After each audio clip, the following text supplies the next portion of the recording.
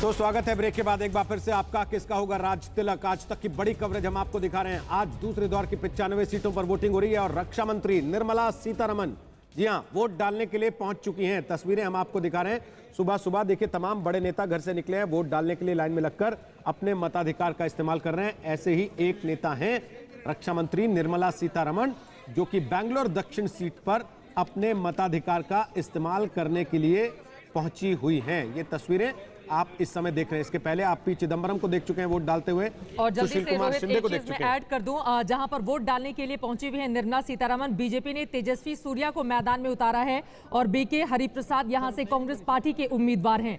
देखिए कतार में लगी हुई निर्मला सीतारमण मुस्कुराते हुए, और जैसा कि हमने जानकारी भी दी, हमारी हेडलाइंस का हिस्सा था, तेजस्वी सूर्या ने भी सुबह सुबह उठकर सबसे पहले वो वोट डालने के लिए सुबह 7 बजे पहुंचे। मजे की बात ये देखिए कि तेजस्वी सूर्या और बीके हरिप्रसाद दोनों बयान बहादुर कहे जाते हैं अपनी अपनी पार्टी के। दोनों के बयान काफी चर्चा में रहे और खासतौर पर बीके हरिप्रसाद पर तो प्रधानमंत्री नरेंद्र मोदी की जो टिप्पणी सदन के अंदर थी उसको लेकर कांग्रेस ने काफी हंगामा किया था। और 2014 का जल्दी से आंकड़ा बता देते हैं। कर्नाटका की अगर हम पूरी बात करें, आपको बता दें कि आज जहां जहां वहां पर वोटिंग हो रही है, बीजेपी ने 6 सीटों पर, कांग्रेस ने 6 सीटों पर और 2 पर जेडीएस ने चुनाव जीता था। जेडीएस कांग्रेस पार्टी इस बार एक साथ मैदान में है। 20 सीटों पर वहां पर कांग्रेस लड़ रही है, बाकी सीटों पर जेडीएस मैदान में लड़ रही है। और बीजेपी के लिए प्रतिष्ठा इस वक्त बाकी सीटों को जो 2014 में उसने जीता था उसको बचा पाने की बड़ी चुनौती है। रोहित जी 28 में से 14 सीटें हैं आज कर्नाटक की जिन पर वोट होना है, और डेटा इंटेलिजेंस यूनिट के जरिए हम यहां पर आपको कुछ आंकड़े दिखा सकते हैं। तस्वीर तो आपने देख ली है इन महारथियों की, दोनों की, जिनकी आज टक्कर हो रही है इस दक्षिण बैंगलोर सीट जिसको आप कहते हैं, बैंगलोर दक्षिण सीट। तो अगर आप इसका कुछ हिसाब किताब पुराना देखना चाहते हैं तो ये इसका गणित है पिछला। अपने दर्शकों को हम डेटा इंटेलिजेंस यूनिट के जरिए, इलेक्शन इंटेलिजेंस के जरिए दिखा सकते हैं। 37% वोट एनडीए को मिले थे 2014 में।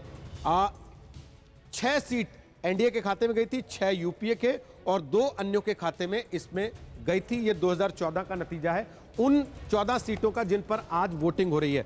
इनमें से अगर आप बैंगलोर साउथ पर नजर डालना चाहते हैं तो बैंगलोर साउथ में बीजेपी के अनंत कुमार जीते थे 57% वोटों के साथ।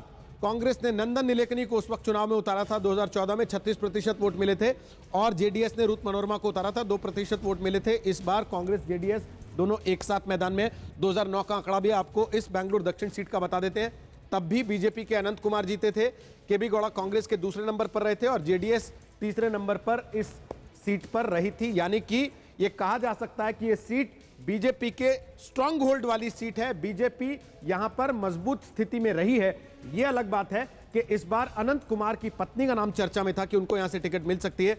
उनको ना देकर बीजेपी ने तेजस्वी सूर्या पर इस बार दांव खेला है। चित्रा, बिल्कुल तेजस्वी सूर्या पर दांव खेला है। और अगर हम पूरे के पूरे कर्नाटका की बात करें, आपको बता दें दक्षिण का यही एकमात्र किला है जहां पर बीजेपी ने भगवा लहराने में कामयाबी हासिल की थी। 17 सीटें भारतीय जनता पार्टी ने जीती थी, लेकिन इस बार उसके लिए मुश्किलें वहां पर बड़ी है क्योंकि कांग्रेस पार्टी ने जेडीएस के साथ मिलकर वहां पर अपनी सरकार बनाई हुई है विधानसभा में। हालांकि बीजेपी की कोशिश जोड़